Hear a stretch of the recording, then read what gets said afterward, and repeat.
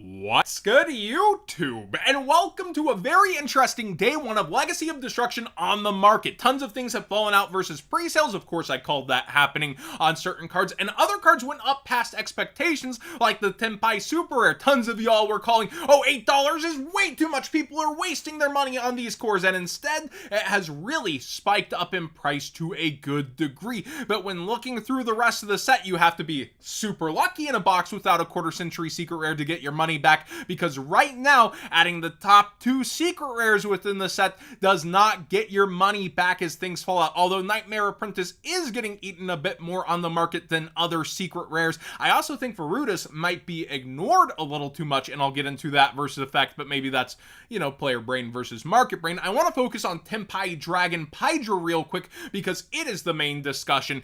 Tenpai has caused so many different market shifts and movements that we could have seen its impact from a while away, but unlike a starter deck where it's just that accessible, it's still a card out of a core set and you have to end up getting it. A lot of people figured, oh, super rare, it'll be super easy, it's in an archetype, it's not a hand trap like Magnuma, and I was eating that copium too, where Magnuma can fit in against a lot of decks and also in its archetype, so it had that multi-utility. This card just headlines the deck and is the hardest card to get. And when we talk about ratios, it's often me screaming about how hard secret rares are to get, but now half the set is hollow ever since they took away rares. I wasn't screaming about rares being gone, it was every single holographic, and there's 26 different super rares per set, and you're only pulling 18 per box, meaning on average each box isn't giving you every super rare, of course. But when we actually look over the entire case ratio pulls on average, let's look at it. You pull 18 super rares,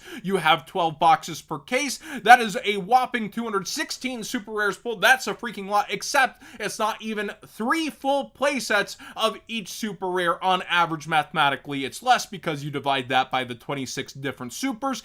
8.3, so we'll say 8 1/3 about, it's a little bit less, of every single super rare on average. So if you're looking at a box, about 4 of them in the case might not have a super rare you're looking for. In the boxes that have multiple super rares, that's an anomaly versus the typical happening. So yeah, you have to be super lucky to see a box hunting multiple Tenpai Dragon Pydra. It will happen, but that's the numbers. I also think a lot of the nostalgia cards are actually going a bit low. I did think that Shining Sarcophagus would be 8, but I did not see Silent Magician being under $5 here on day 0. Also, these tokens, a crumb of the OCG goodness is exclusive to the retail boxes. I believe that's like Walmart, Target. Konami didn't announce these or anything. They dropped them, kind of like Rarity Collection had the retail box, but not anything extra there. Here we actually have the character tokens, and people were actually excited as me on this little one. Very, very big numbers in terms of people reacting, but I feel like when it comes down to it, long-term tokens are definitely undervalued on the market often and end up going up through relevance. Character tokens are going to have a little harder time having that kind of relevance, but at the same time, it's awesome to see these, and I am interested to see how they either fall out or maintain. Most people want the Yugi with the silence behind him. I also want that one myself. Now, going into the core set and outside the distractions, Lightsworn Dragonling is doing well for itself. I do think some of the stuff like the Evil Seed stuff, it may be a little undervalued here. It's definitely low in price early, and it's only going to get more support. So especially as we head towards the next set, it's going to update. But it doesn't feel like Dueling Nexus, where it's a more aimless DLC set. It feels like it's going to have a lot going for it later. And again, maybe I'm mistaken on that, but the quarter-century secret rares aren't going to be pulling this box. They're all doing not the best in the world. Virudus is actually atop the set in the quarter-century secret slot. And this card reads, when your opponent activates a card or effect, quick effect, you can detach one material from this card, negate the activation, then you can detach another material from this card, then destroy one card on the field. Yeah, that's pretty darn good, although it is 2+ level 10 monsters. At the start of the damage step, if this card attacks while it has material, you can destroy a card on the field, and if this Xe Summon card was destroyed, you can destroy a card on the field.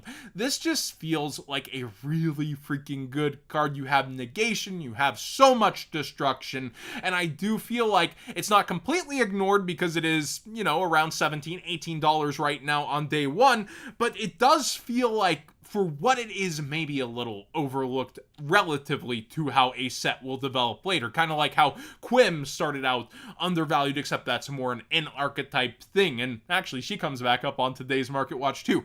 I did call that Magicians upon the Unity felt like a pretty good deal at 60 early on because every other one's getting bought out. However, we also see none of them hitting triple digits despite buyout after buyout after buyout on these. So there is kind of that glass ceiling that it needs to shatter as a collectible, but this is one of the cooler looking ones in my opinion, along with the Phantom Nightmare and Duelist Nexus. I just don't like the yellow of Age of Overlord, even though it's a very good set. But yeah, it's doing better than pre-sales for this card as well. And I do think when it comes down to this set, it's more about potential and the future, which is never good in the immediate for a set. And a lot of fan service, fan favorite things going on between GX nostalgia and DM era nostalgia. It has the makings of a set that will do good long term, but then there's also megatons and versus when the relevance will arise. A lot of that relevance feels like it gets unlocked with another set coming around, and that's why it is having a lot of struggles in the early range, and why I also didn't want to be the one to price it up, because I feel like I'm going to overestimate certain aspects like Brutus early. And yeah, I would have thought that this card, yeah, this is probably a $25, $30 card early that might even rise from there, kind of like I thought about Typhon, and Typhon ended up going there, but it took both shorter and longer than I thought to get where it was going, if that makes sense. Now, there are other cards going around for Tenpai, because a lot of people expect with its lower rarity pulls that a ton of people are going to have access to the deck. Soundproofed is an interesting one. This card can only be activated at the start of main phase 1, and only if you control no face-up synchro monsters. Neither player can special summon synchro monsters until your opponent's next end phase. So you shut them off and floodgate them from being able to synchro. Very interesting card there. Although I just kind of like Dimension Barrier, but Dimension Barrier can also be cross-out Designator, especially if the opponent's expecting it, so you have another card to shut them off. Also Threatening Roar, because haha, they need their battle phase. This also goes into other past formats as kind of that double lean on. I don't know, I haven't seen it in action. Let me know what you think of Threatening Roar against Tenpai, but it doesn't generate advantage, it doesn't stall them from continuing to make fields, etc., but it is on buyout mode apparently for that, and then you have the mix in with past formats. This is a card that when I was vending always did not sell, and I continue to have a surplus of, and I really do like it. I think vendors were buying it for $13 when it was an $18 card, and I was like, no way, I'm not selling it even for $15, but it does seem ridiculously priced at this point, especially with the actual movement happening on it, in my opinion. We also have Curry Photon brought up, but this card can be called by the Graved, and then you also can set off other cards that could react to it. During either player's turn, you can send this card from your hand to the graveyard and pay half your life points. You take no damage till the end phase. So it's not like you have to be in main phase 1 so you can avoid things like, you know, triple tactics talent, but still 2,000 life points in a game so dedicated to life points, especially with time rules. I don't know. I'm not feeling this one, but it does have sales similar to Threatening Roar. I'm just not about it.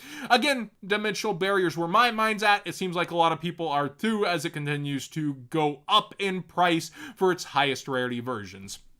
Forbidden Droplet has been seeing a ton of play, and the super rare is actually outselling the ultra rare, which seems to happen with rarity collection, even though the ultra is harder to pull. People like the look of the super rare more, I suppose, but be aware the super rare is going up at a pretty steady rate, and you might want to get yours sooner than later using that TCG player link in the description down below, costing you nothing extra to support the channel directly for the cards you'd already be buying if you don't have yours for the format. It's just a good card to have in general. There's so many different versions. I'd probably be looking at the Prismatic Secret Rare if I'm going for a lower rarity option in general. I think it just looks really nice.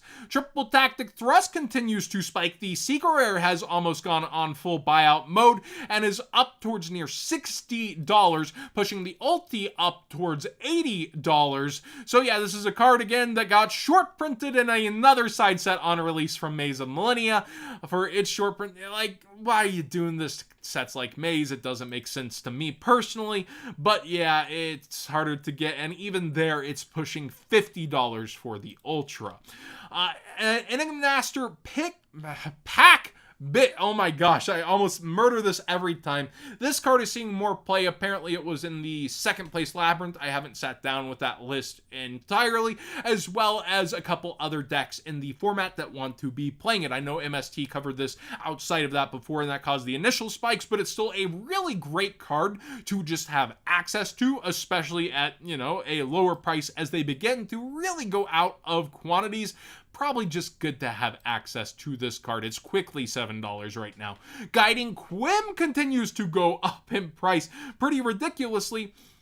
The lowest are near from unverified sellers around 50, but it's quickly nearing $70 for this secret rare. Also, Cartesia for the Starlight rares. I almost said quarter century secret rare, but the Starlight rares are also way up out of Darkwing Blast. I might just consider getting your copies out of the 25th anniversary 10s because people don't want to open those 10s, and I could see these being $5 to $6 over time. They're already up as is, but I could see them continuing to go up if people continue the branded copium, which isn't copium at this point. The deck continues to live in top.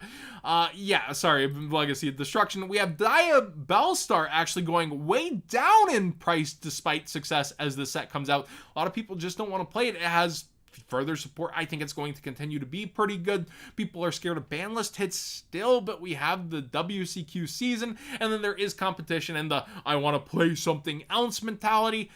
I don't know, just watching it fall out while it's successful, it's a little bit weird to me.